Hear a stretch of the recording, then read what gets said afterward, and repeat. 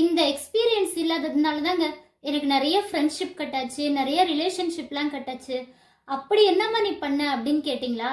ஆமாங்க, ஒன்றும் இல்லை.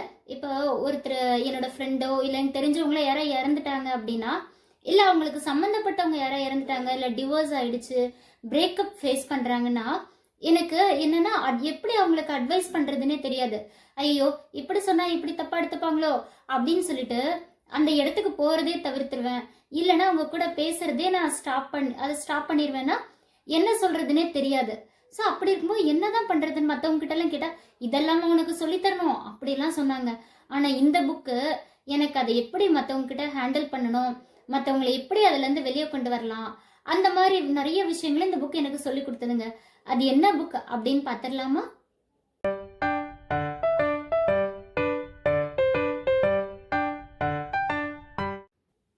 ஹாய், கனவுகள் மெய்ப்படும் வியூவர்ஸ் எல்லாருக்கும் வணக்கம். எல்லாரும் எப்படி இருக்கீங்க? நல்லா இருக்கீங்களா? ஓகேங்க. இன்னைக்கு நான் உங்க கூட ஷேர் பண்ணிக்க போற புக்கோட name option B, written by Sheryl Sandberg and Adam Grant. ரெண்டு பேரும் சேர்ந்து எழுதியிருக்காங்க. ஆடம் கிராண்ட் அப்படின்ற ஒரு சைக்காலஜிஸ்ட், ஷெரில் சாண்ட்பர்க் அப்படின்றவங்க முன்னாடி ஃபேஸ்புக்கோட சிஓ. ஓகேவா? ஸோ அவங்க ரெண்டு பேரும் எழுதின புக்கு தான் இது. ஸோ ஆப்ஷன் பி என்ன அப்படின்னு பார்த்தீங்கன்னா, இப்போ இவங்க ஸ்டார்ட் பண்ணும்போது என்ன சொல்லியிருக்காங்கன்னா, இப்போ ஒருத்தர் ஆஃபீஸ்லயோ இல்லை நம்ம ஃப்ரெண்டுக்கோ ஒரு டிவோர்ஸோ இல்லை பிரேக்கப்போ இல்லை ஒரு லவ்டு ஒன்ஸை மிஸ் பண்ணுறாங்க அப்படின்னா அவங்க கிட்ட நமக்கு என்ன பேசணும்னே தெரியாது. அப்போ நம்ம என்ன பண்ணிடுவோம்னா அவங்க கூட பேசாம ஒன்று, ஐயோ எதுக்கு அந்த விஷயத்தெல்லாம் கேட்டுக்கிட்டு அவங்க திரும்ப திரும்ப ரொம்ப ஹர்ட் ஆவாங்க, அதனால நம்ம அதெல்லாம் கேட்க வேணாம் அப்படின்னு சொல்லிட்டு தள்ளி வந்துடுவோம். இல்லை அப்படின்னு பார்த்தீங்கன்னா நம்ம அவங்க கூட பேசுறத அவாய்ட் பண்ணுவோம் கொஞ்ச நாளைக்கு. ஆனா அந்த விஷயத்த கோத்ரூ பண்றாங்க பாருங்க, அந்த கிரீவிங் பீரியட்ல இருக்காங்க பாத்தீங்களா? ஸோ அப்படி இருக்கும்போது அவங்க என்ன ஃபீல் பண்ணுவாங்கன்னா, சே இவங்க நம்ம கூட ரொம்ப க்ளோஸா பழகிட்டு இப்ப நான் இவ்வளவு கஷ்டத்துல இருக்கனே, என்னோட சோகத்தை யாருமே கேட்க மாட்டாங்களா அப்படின்னு தாங்க அவங்க யோசிப்பாங்க. அப்போ எனக்கு யாராவது கேட்கணும், யாராவது பேசணும் அப்படின்ற மாதிரிதான் கஷ்டத்துல இருக்கவங்க எப்பவுமே யோசிப்பாங்க. அதனால இந்த ரைட்டர் என்ன சொல்றாங்க அப்படின்னு பாத்தீங்கன்னா, இப்போ உங்களுக்கு அவங்க கூட போயிட்டு என்ன பேசணும்னே தெரியலையா, நீங்க டைரக்டா போய் சொல்லுங்க. எப்படி சொல்றீங்க அப்படின்னா, ஆமாங்க நீங்க ரொம்ப டஃப்பான விஷயத்த கோத்ரூ பண்றீங்க, எனக்கு ரொம்ப கஷ்டமா இருக்கு, பட் ஆனா உங்ககிட்ட நான் என்ன பேசுறதுன்னு எனக்கு தெரியல, உங்களுக்கு நான் என்ன பண்ணணும்னு தெரியல, சொல்லுங்க நான் உங்களுக்கு என்ன பண்ணணும் அப்படின்னு சொல்லியே நீங்க கேளுங்க அப்படின்னு சொல்றாங்க. இல்லையா அவங்க பக்கத்துல போயிட்டு ஜஸ்ட் அவங்க கையை பிடிச்சு உட்காந்துக்கலாம்.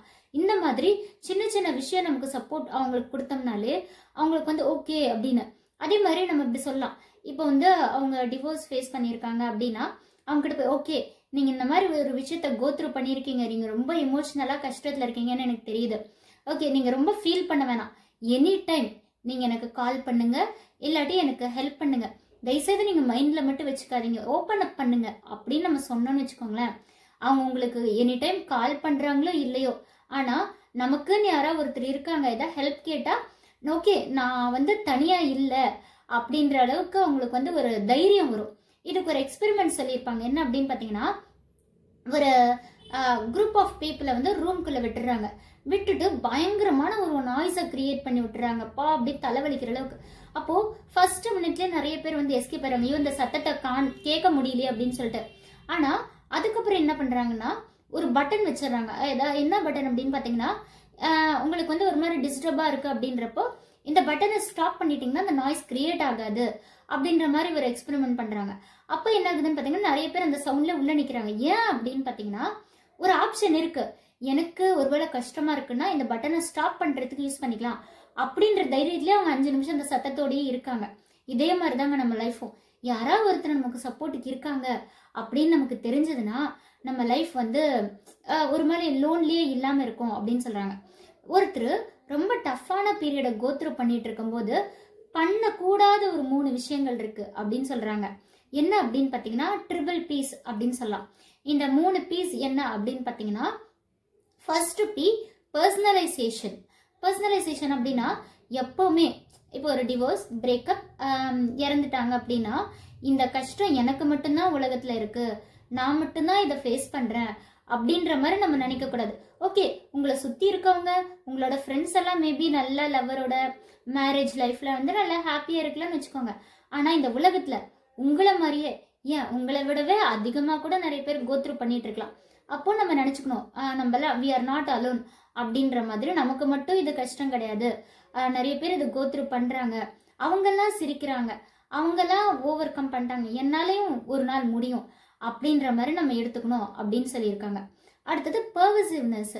அது என்ன பர்வசிவ்னஸ் அப்படின்னு கேட்டீங்கன்னா, அதாவது இப்போ இந்த ஆத்தரே சொல்றாங்க என்ன அப்படின்னு பாத்தீங்கன்னா, அவங்க ஹஸ்பண்ட் டேவ் அவர் வந்து இறந்துட்டாங்க. இவங்களுக்கு வந்து 40 இயர்ஸ் ஆகும்போது அவங்க ஹஸ்பண்ட் இறந்துடுறாங்க. அப்போ பாத்தீங்கன்னா அவங்களுக்கு 2 குழந்தை.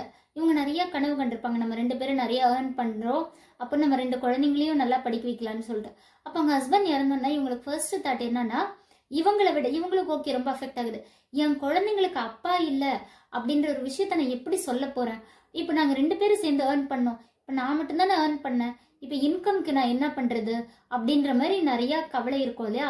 அப்படி இருக்கும்போது நம்ம என்ன பண்ணலாம் அப்படின்னா, ஓகே நான் உயிரோடு இருக்கேன், என்னால எவ்வளவு ஏர்ன் பண்ண முடியும், என்னால ஆப்பர்ச்சுனிட்டி கிரியேட் பண்ணிக்க முடியும், கண்டிப்பா என் குழந்தைங்களுக்கு பெஸ்டா கொடுக்க, அடி வாங்கும் தான், ஆனா என்னால பெஸ்டா கொடுக்க முடியும் அப்படின்ற நம்பிக்கையோட லைஃபை ஓட்டுனா கண்டிப்பா நம்மளால ஓவர் கம் பண்ண முடியும் அப்படின்னு சொல்றாங்க.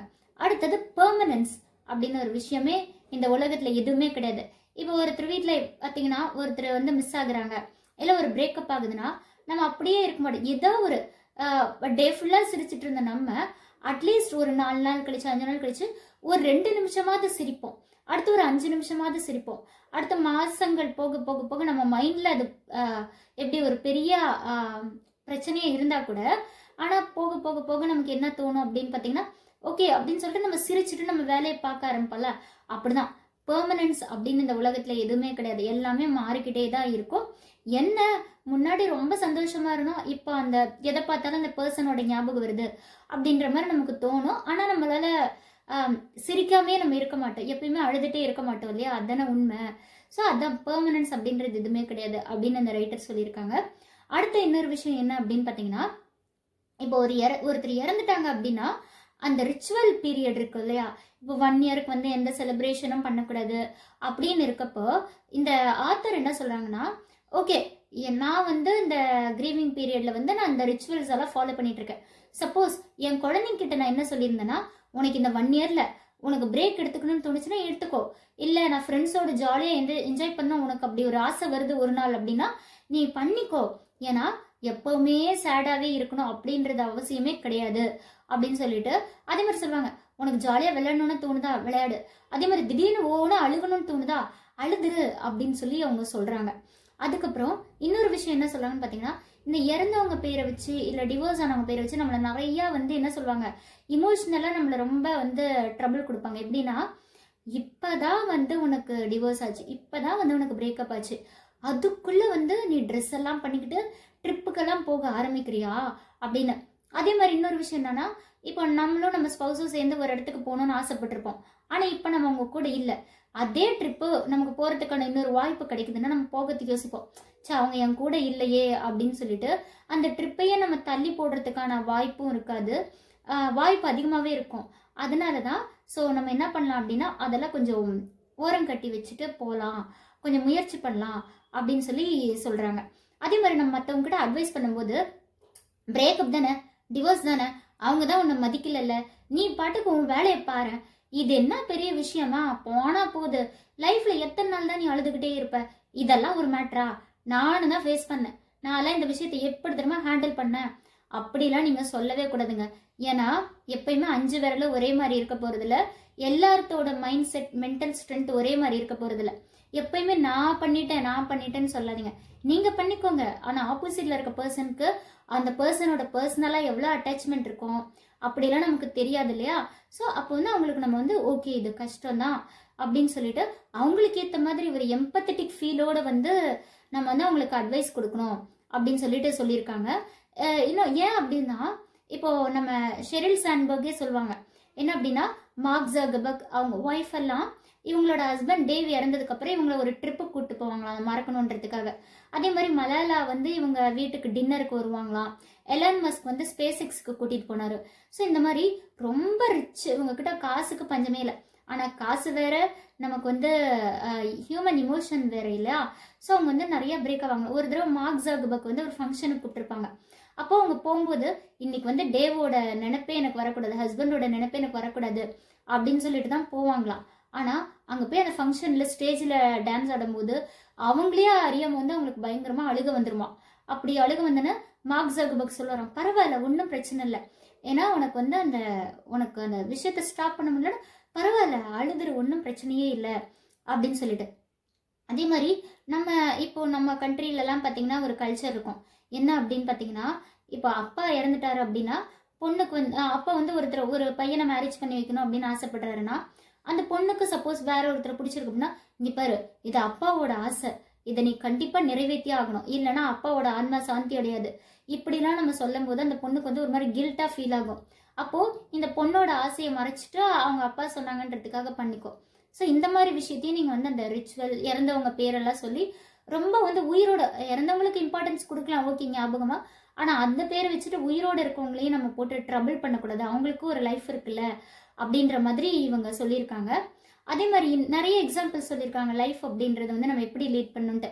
இப்போ வந்து ஒரு ஹஸ்பண்டோட ஒய்ஃப் வந்து கேன்சரை ஏர்லியாவே டிடெக்ட் பண்ணாதனால இறந்துடுறாங்க. அப்போ அவருக்கு வந்து அவங்க ஸ்பௌஸை மிஸ் பண்ணிட்டோமேன்னு ரொம்ப ஃபீல் ஆகும், ஒய்ஃபை மிஸ் பண்ணிட்டோமேன்ட்டு. அப்போ அவர் என்ன பண்ணுவாரு, கிரெயில் ஃபவுண்டேஷன் அப்படின்னு ஒன்று ஆரம்பிச்சு இந்த மாதிரி கேன்சரை வந்து ஏர்லியாவே டிடெக்ட் பண்றதுக்கு ஹெல்ப் பண்ற மாதிரி பண்ணியிருப்பாரு. அவங்க ஒய்ஃபுக்கு பண்ண முடியாத விஷயத்தை இவங்களுக்கு பண்ணி அதை ஓவர் கம் பண்ண பாக்குறாரு. ஸோ அதே மாதிரி இப்போ இன்னொரு விஷயம் என்னன்னு பார்த்தீங்கன்னா, இப்போ ஒரு ஒய்ஃபுக்கு ஹஸ்பண்ட் இறந்துட்டாங்க சின்ன வயசுல அப்படின்னா, அந்த ஒய்ஃபு கிட்ட போய் அந்த பொண்ணு கிட்ட போய் யாரும் பேசுறது இல்லை, நீ அடுத்து ஒன்று பண்ணிக்கோ சின்ன வயசா தானே இருக்கு அப்படின்னு யாருமே பேச மாட்டாங்க.